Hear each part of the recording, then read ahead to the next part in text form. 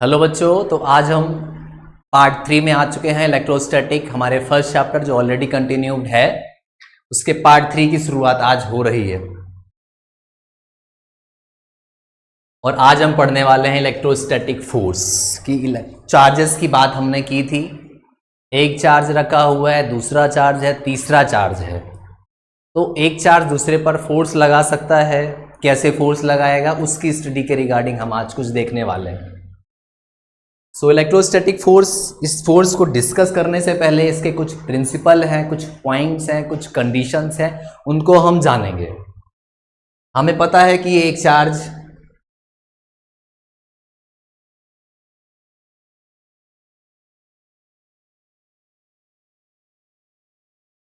Q1, दूसरा charge Q2 रखा हुआ है। 2 चार्जेस रखे हुए हैं। तो पहला वाला दूसरे पर फोर्स लगा सकता है, दूसरा वाला पहले पर फोर्स लगा सकता है। कैसे फोर्स लगाते हैं एवरीथिंग डिस्कस करने वाले हैं इस क्लास में।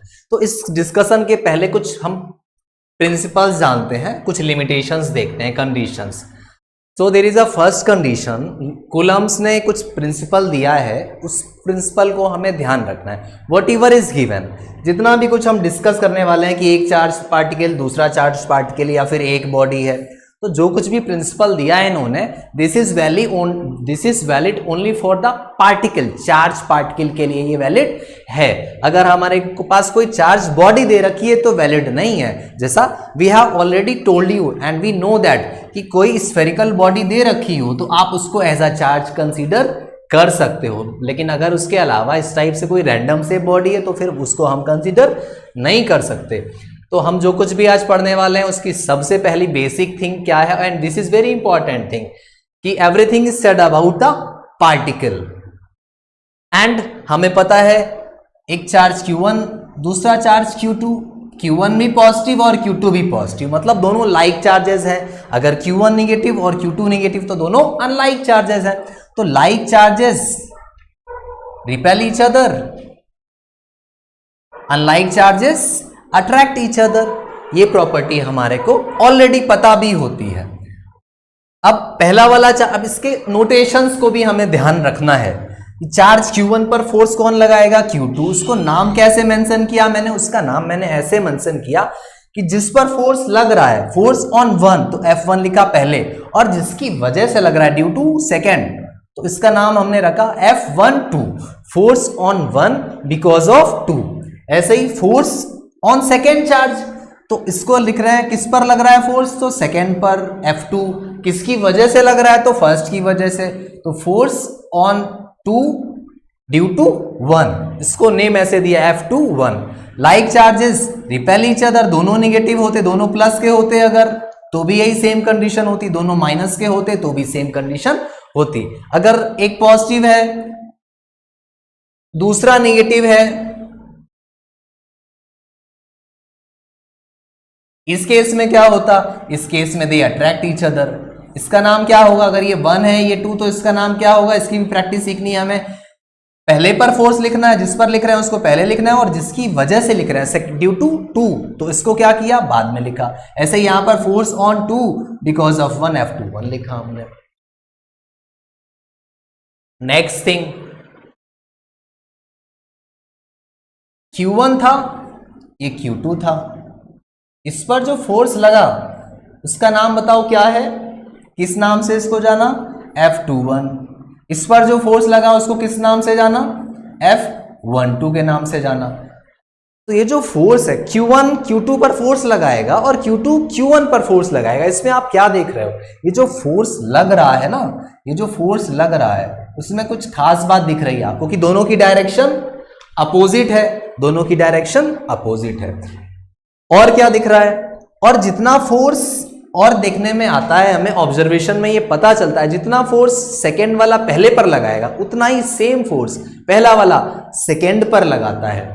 तो ये कहीं आपने पढ़ा हुआ है कि दीवार पर आपने जितना पुश किया उतना ही फोर्स वॉल भी आप पर अप्लाई करती है, जिसको आप जानते हो Newton's third law of motion से। तो ये जो हमारा फोर्स है, this follows third law of Newton, Newton के थर्ड लॉ को फॉलो करता है। मतलब क्या कि दोनों आपस में मैग्नीट्यूड में तो कैसे हैं, सेम, लेकिन डायरेक्शन में कैसे हैं, डायरेक्शन में कैसे हैं, अपोजिट।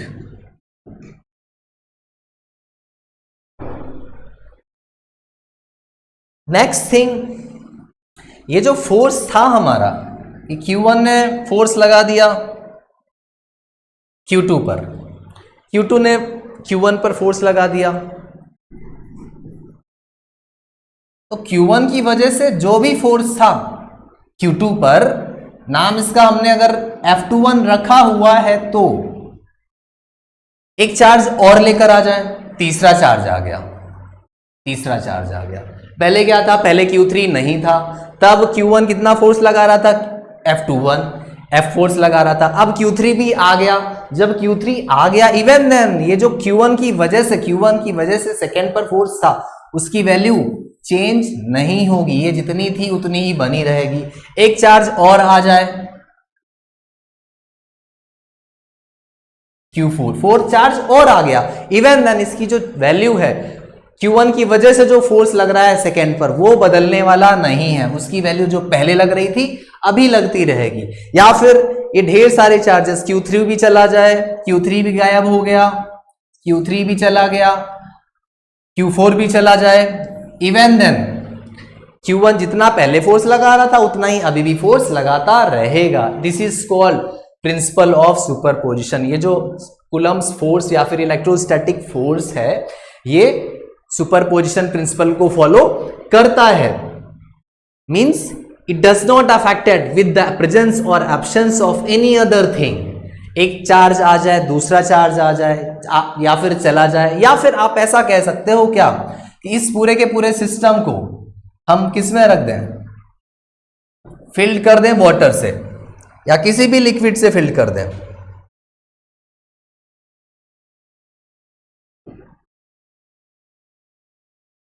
इस पूरे को हम लिक्विड से फिल कर दें, इवन देन अभी भी Q1 Q2 पर जितना फोर्स लगा रहा था उतना ही फोर्स लगाता रहेगा। हाँ, चेंजमेंट आएगा, आपके माइंड में आया होगा चेंजमेंट कि सर फोर्स तो चेंज होगा। कौन सा फोर्स चेंज होगा, तो जो नेट फोर्स है किस पर, सेकेंड बॉडी पर, जो Q2 है, सेकेंड चार्ज Q2, उस पर नेट फोर्स तो चेंज हो जाएगा। इस पर F नेट की वैल्यू जो है वो चेंज हो जाएगी ऑन Q2, ये तो अफेक्ट होगी, लेकिन Q1 की वजह से जो लग रहा था वो हमेशा वैसे ही लगता रहेगा। This is called principle of superposition. These are the some important principles we must know. उसके बाद ये सारे फोर्सेस से रिगार्डिंग हमने बात तो कर ली। अब फोर्स लग रहा है, अफेक्ट कैसे हो रहा है, कैसे अफेक्ट नहीं हो रहा, these all are things being discussed. तो इस फोर्स की वैल्यू कितनी होगी, अब इसकी भी बात करते हैं। तो कूलम्ब्स ने इसकी वैल्यू बताई हमें, और इसी वजह से इसको हम कूलम्ब्स फोर्स के नाम से भी जानते हैं। तो क्या फॉर्मूला बताया, हाउ ही फॉर्मुलेटेड दैट, तो देखते हैं उसको। इन्होंने बताया कि जो लगने वाला फोर्स है टू चार्जेस के बीच में, एक चार्ज Q1 था, दूसरा चार्ज Q2 था। अब आपको याद हो रहा होगा कि इस पर सेकेंड वाले पर जो फोर्स लग रहा था उसका नाम रखा था F21, पहले वाले पर जो फोर्स लग रहा था उसका नाम रखा था F12। तो ये जो फोर्स लग रहा है, दोनों की वैल्यू बराबर है, मैग्नीट्यूड बराबर है, तो फिर हम F से ही डिनोट कर दे रहे हैं इसको। तो जो फोर्स लग रहा है, this is proportional to the product of the charges. जो चार्ज के मैग्नीट्यूड हैं उन चार्जेस के प्रोडक्ट के प्रोपोर्शनल था, मतलब जितना ज्यादा चार्ज होगा उतना ज्यादा फोर्स लगेगा। नेक्स्ट थिंग, ये जो फोर्स था ये डिपेंड कर रहा था square of the distance between the charges. ये डिपेंड कर रहा था कि दोनों चार्जेस के बीच में गैप कितना है, सेपरेशन कितना है। अगर सेपरेशन R है तो this force is inversely proportional to the square of the distance between the charges, and this is also known as inverse square law. कहीं पर भी आता है F inversely proportional R square, या फिर F प्रोपोर्शनल 1/r²। तो इसको बोलते हैं इनवर्स स्क्वायर लॉ। ग्रेविटेशन में भी आपने पढ़ा हुआ है F = gm1m2/r², वहां पर भी इनवर्स स्क्वायर लॉ फॉलो होता है F = gm1m2/r² में। So this follows inverse square law. ये कहीं पर भी आपको 1 मार्क में देखने को मिल सकता है क्वेश्चन में। If we combine both of the equation, so it comes F proportional q1 q2 upon r²। और अगर हम ये प्रोपोर्शनल का साइन हटाते हैं तो एक नया कांस्टेंट आता है k q1 q2 upon r²। और इसको हम बॉक्स में बंद करते हैं। ये फॉर्मूला हमें जगह जगह इस्तेमाल करना है। वेयर k इज व्हाट, जहां पर हमारे पास जो k हमें मिला है वो क्या है, k is called Coulomb's constant. यहां पर k कूलम्स कांस्टेंट है, तो इसकी वैल्यू भी याद रखनी है, कांस्टेंट है तो कितनी होती है इसकी वैल्यू, 9 × 10⁹ अब इसकी SI यूनिट देखो तो SI यूनिट कितनी आएगी, newton metre square cross multiply से, और कूलम स्क्वायर अपॉन में आ जाएगा। तो न्यूटन मीटर स्क्वायर पर कूलम स्क्वायर, ये इसकी SI यूनिट हो गई। So this is called Coulomb's constant K. इसी को अनदर टर्म्स में भी हम लिखते हैं, k के प्लेस पर k ना यूज करके एक अनदर सिंबल है हमारे पास, अनदर कांस्टेंट है, गॉस कांस्टेंट का इस्तेमाल करते हैं। तो ये हमारे को फॉर्मूला इस फॉर्म में दिखता है, 1/4πε0 k q1 q2 upon r²। इसको भी बॉक्स में बंद कर लेते हैं। यहां पर जो आपको ε0 देखने को मिल रहा है, इसका भी कुछ नाम है। इसका क्या नाम है वो भी देखते हैं। दिस इज कॉल्ड परमिटिविटी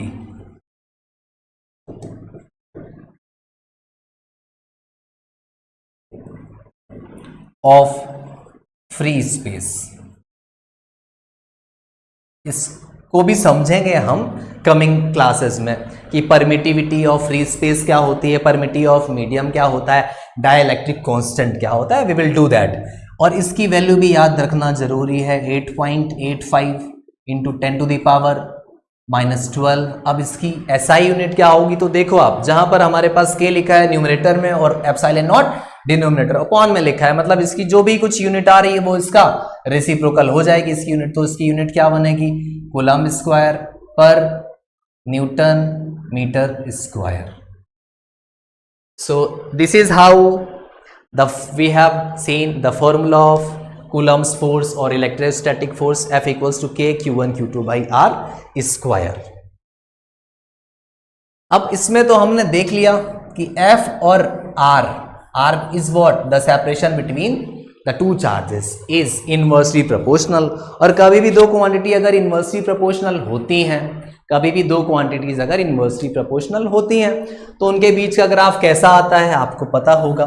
तो इसका ग्राफ भी बना लेते हैं, F वर्सेस R ग्राफ। कैसा ग्राफ आएगा, तो दो क्वांटिटी अगर इनवर्सली प्रोपोर्शनल होती हैं तो उसका ग्राफ इस टाइप का ऐसा बनता है। सो दिस इज द ग्राफ। उसके बाद मैग्नीट्यूड तो सर हो गया डिस्कस, लेकिन what kind of quantity is force, ये हमारी वेक्टर क्वांटिटी है। तो वेक्टर क्वांटिटी तो सर इसका वेक्टर फॉर्म भी तो कुछ होना चाहिए, तो उसकी बात करते हैं हम कि इसके वेक्टर फॉर्म को कैसे लिखें। जरा इसके वेक्टर फॉर्म को हम समझते हैं। And this is very important, very short and short type of questions. 1 mark में भी पूछा गया है, आप प्रीवियस ईयर में देख सकते हैं, कई बार पूछा गया है।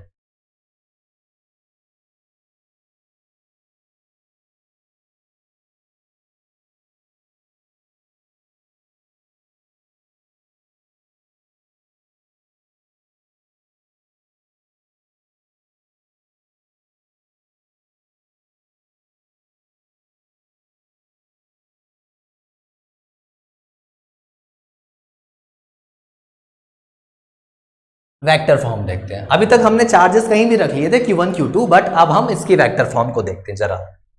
सपोज ये हमारा चार्ज Q1 रखा हुआ है और ये हमारा चार्ज Q2 रखा हुआ है। वेक्टर फॉर्म में देखना है तो इसकी पोजीशन बताएंगे हम। तो उसकी पोजीशन बताने के लिए हमारे पास एक वेक्टर है, उसको हम जानते हैं पोजीशन वेक्टर के नाम से। तो उसका जरा इस्तेमाल करते हैं।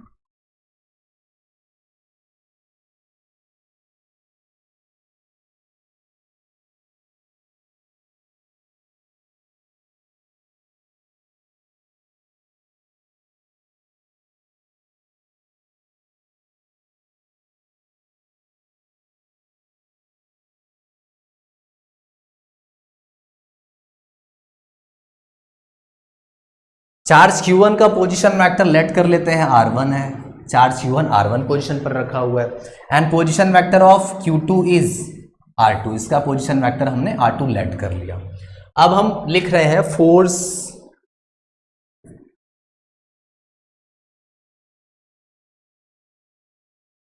ऑन Q2, मतलब सेकेंड चार्ज पर फोर्स लिखने वाले हैं, तो कौन लगाएगा? Q1 ही लगाएगा, तो उसको मैंने नहीं लिखा।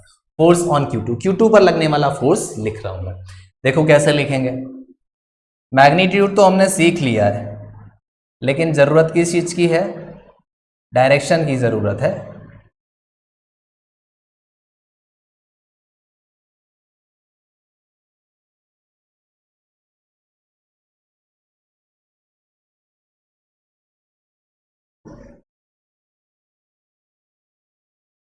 तो जो फोर्स होगा उसका मैग्नीट्यूड तो आपको पता है कि सर मैग्नीट्यूड क्या होता है। मैग्नीट्यूड सर इसका होता है F equals to K Q1 Q2 upon दोनों के बीच का सेपरेशन।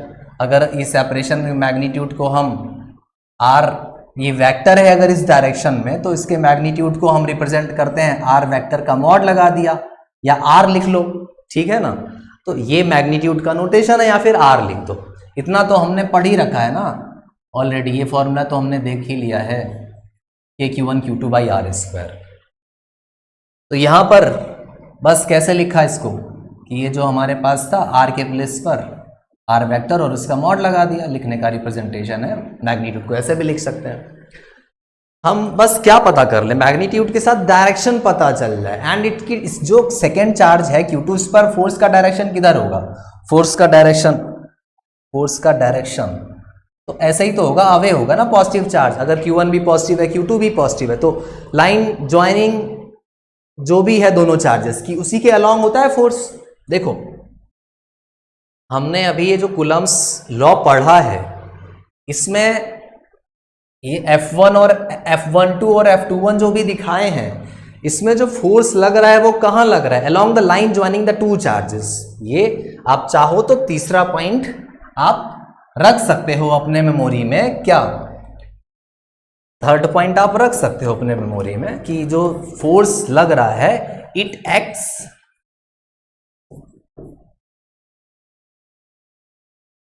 अलोंग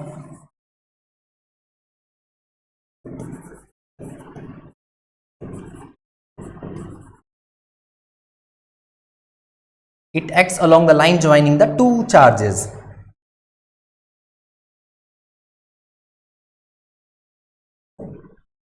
ठीक है ना, ये पॉइंट आप रख सकते हो। तो उसका डायरेक्शन इसी लाइन के अलोंग ही होगा। इसका नाम अगर लिखना है तो नाम क्या लिख दें? फोर्स किस पर देख रहे हो आप? तो सेकेंड वाले पर तो F2, किसकी वजह से? पहले वाले की वजह से, तो F21 हो गया फोर्स, ये हो गया फोर्स। ठीक है, तो अब लिखते हैं जरा। F21 की वैल्यू हम लिखने वाले हैं। मैग्नीट्यूड कितना है? K Q1 Q2 upon R square. ठीक, ये तो हुआ क्या? मैग्नीट्यूड। इसके बाद हमें क्या चाहिए? इसके बाद हमें चाहिए मैग्नीट्यूड के साथ डायरेक्शन। तो डायरेक्शन वेक्टर क्या होता है? हमें यूनिट वेक्टर देखना पड़ेगा इस डायरेक्शन में। तो एक छोटी सी जानकारी आपके पास है कि अगर आपको यूनिट वेक्टर लिखना है किसी भी डायरेक्शन में, तो उसका जो उस डायरेक्शन में आपको एक वेक्टर पता है और उसके मैग्नीट्यूड से आपने डिवाइड कर दिया, तो क्या आ जाएगा? उसका यूनिट वेक्टर पता चल जाएगा। मतलब ये मैग्नीट्यूड है और इस मैग्नीट्यूड के साथ अगर आपने इसी डायरेक्शन में यूनिट वेक्टर r कैप की वैल्यू पता कर ली तो आपको पता चल जाएगा। तो जरा रखते हैं सारी वैल्यूज। K Q1 Q2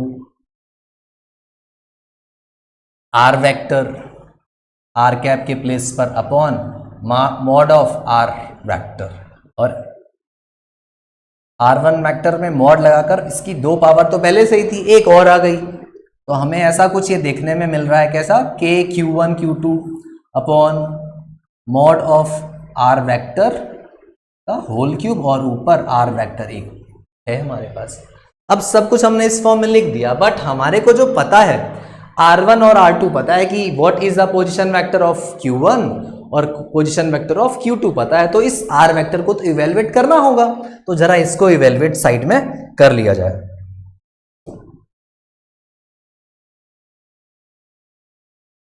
तो इसका इवेल्युएशन देखते हैं। R वेक्टर क्या होगा, R वेक्टर की डायरेक्शन किधर है,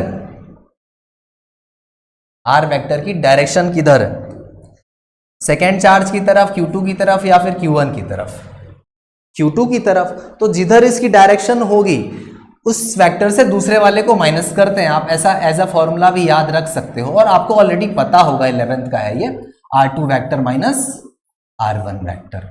सपोज अगर आप फोर्स पहले पर लिख रहे हो तो डायरेक्शन किधर होगी, Q1 की तरफ, तो उस केस में इसका अपोजिट हो जाएगा बस। तो R वेक्टर की वैल्यू क्या है, R वेक्टर की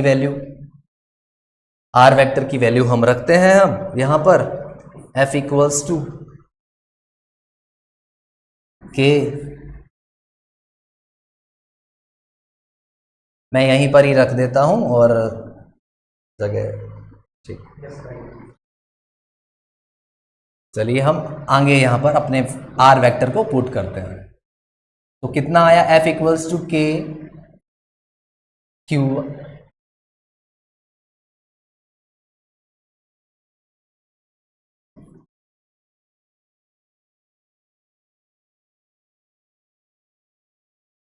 K Q1 Q2 upon R vector Q, और इतना हमारी लास्ट पेज की इक्वेशन थी। R वेक्टर की वैल्यू पुट की हमने, क्या आई थी R वेक्टर की वैल्यू, लास्ट पेज में आपने देखा R2 minus R1 vector divided by R2 vector minus R1 vector its mod and cube. So this is the vector form. और ये जो फोर्स लिखा हमने किस पर है, फोर्स ऑन टू, किसकी वजह से, पहले वाले की वजह से, force on two because of 1। इसका डायग्राम भी आपने देख लिया। So this is vector form. Board exam में आप प्रीवियस ईयर उठा करके देखेंगे तो आपको मेनी ऑफ द टाइम्स ये हमारे क्वेश्चन में आया हुआ है। डायरेक्ट फॉर्मूला भी पूछा जाता है, और अगर 2-3 स्टेप्स में आप करके दिखाना चाहो तो ऐसे सॉल्व हो जाएगा। तो हमने वेक्टर फॉर्म तो समझ लिया, तो अब आइए चलिए इसका एप्लीकेशन देखते हैं कि इसको कैसे अप्लाई करना है हमारे क्वेश्चंस में। तो इस पर बेस्ड एक हमारे सामने क्वेश्चन है, इस क्वेश्चन को सॉल्व करते हैं।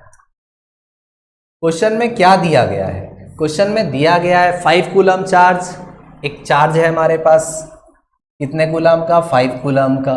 कहां पर रखा हुआ है चार्ज, ये चार्ज हमारा रखा हुआ है 3, 4, 5 पोजीशन वेक्टर को रिप्रेजेंट करने का ये कोऑर्डिनेट वे है, कोऑर्डिनेट सिस्टम से भी रिप्रेजेंट करते हैं हम। तो 3, 4, 5 पर हमने चार्ज रखा है, मतलब हमारे पास पोजीशन वेक्टर दिया गया है कितना, R1 वेक्टर दिया गया है कितना, 3i कैप, x वाला i, y वाला j और z वाला k। तो पहला पोजीशन वेक्टर दिया गया है 3i cap plus 4j cap plus 5k cap. Second charge Q2 position किया हुआ है कहां पर,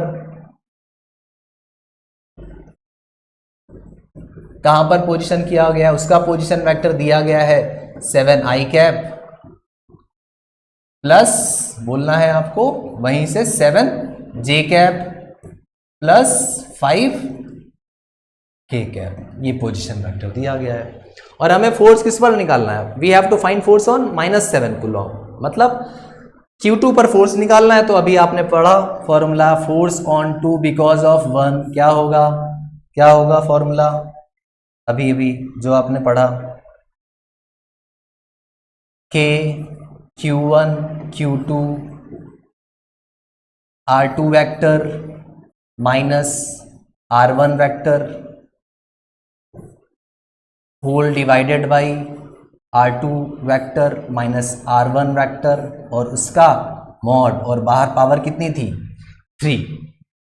यहां वैल्यूज पुट करनी है।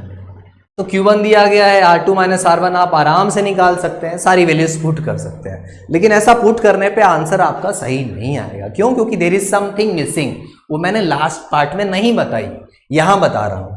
आपसे भी ऐसा हो सकता है, जब आप वैल्यूज पुट करो तो डायरेक्टली पुट कर लो। वो बात क्या है देखो जरा, वो बात ये है whenever we are using vector form, तो जो Q1 और Q2 आने वाले हैं उनको हम विद साइन इस्तेमाल करेंगे। मतलब Q1 और Q2 इस फॉर्मूले में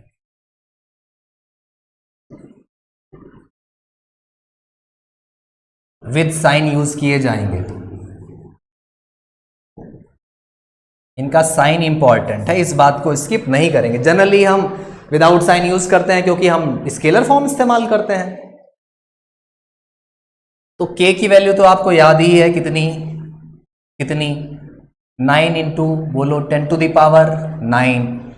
Q1 कितना दिया गया 5, Q2 कितना दिया गया -7, और R2 माइनस R1। अब R2 माइनस R1 जरा कर लेते हैं, बहुत कठिन कैलकुलेशन। कितना होगा R2 माइनस, I वाला I के साथ माइनस किया, J वाला J से और K वाला K से, तो 7I और 3I माइनस करने पे कितना बचा 7 माइनस 3, मतलब 7 माइनस 3 मतलब कितना 4I कैप। 7J और इधर J कितना है 4, तो 7 माइनस 4 कितना हुआ 3, प्लस का कि माइनस का, तो प्लस का 3। 5K और 5K दोनों कैंसिल हो गए, तो हमारे पास R2 माइनस R1 वेक्टर मिल गया। इसमें और क्या वैल्यू तुम्हें नहीं पता है, so we are seeing that इस वेक्टर का मॉड, तो मॉड भी निकाल लेते हैं इकट्ठे एक बार में ही। तो R2 vector minus R1 vector, उसका मॉड देखते हैं। तो मॉड कैसे निकालते हैं, आपको मॉड का फॉर्मूला पता है ऑलरेडी। जो भी इनके कोफिशिएंट है I, J और K के, अंडर रूट करो और इन कोफिशिएंट्स का स्क्वायर करके एडिशन करना होता है। तो करते हैं जरा, क्या लिखा हुआ है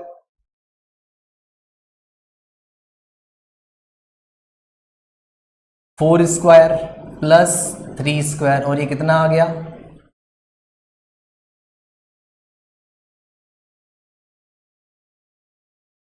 5। मॉड भी हमें पता चल गया। अब सारी वैल्यूज पुट करते हैं। R2 minus R1 is 4I cap plus 3J cap divided by mod of R2 minus R1 that is 5 का होल क्यूब। अब इस 5 ने इस क्यूब को हटा दिया और पावर 2 बच गई। अब ये कैलकुलेशन बहुत टफ है। 9 into 10 to the power 9 into -7, या डायरेक्टली थोड़ा सा कर लेते हैं। 9 7 जा 63, 10 टू द पावर 9 पहले से पढ़ा था हमारे पास, इंटू में लिखा हुआ है कितना 4I प्लस 3J। वीडियो को पॉज करके आपको कैलकुलेशन भी करनी है अपॉन 25, और ये काम मैं आपके लिए छोड़ता हूं। आप इसकी वैल्यू कमेंट में लिखेंगे कि इसका आंसर कितना आया है finally. This is very tough calculation.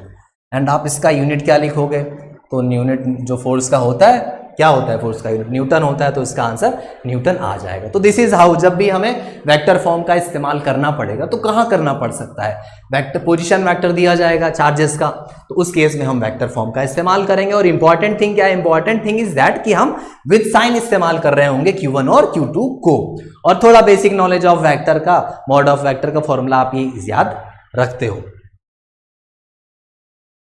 So thank you class. हमारे चैनल को प्लीज कमेंट करिए, सब्सक्राइब करिए। अगर आपको कोई प्रॉब्लम है वीडियो लेक्चर्स के ड्यूरेशन में, किसी भी कैलकुलेशन में, क्वेश्चन समझने में, तो आप कमेंट करिए, हम उसको नेक्स्ट लेक्चर में इंक्लूड करेंगे। Please like, subscribe and share. Thank you.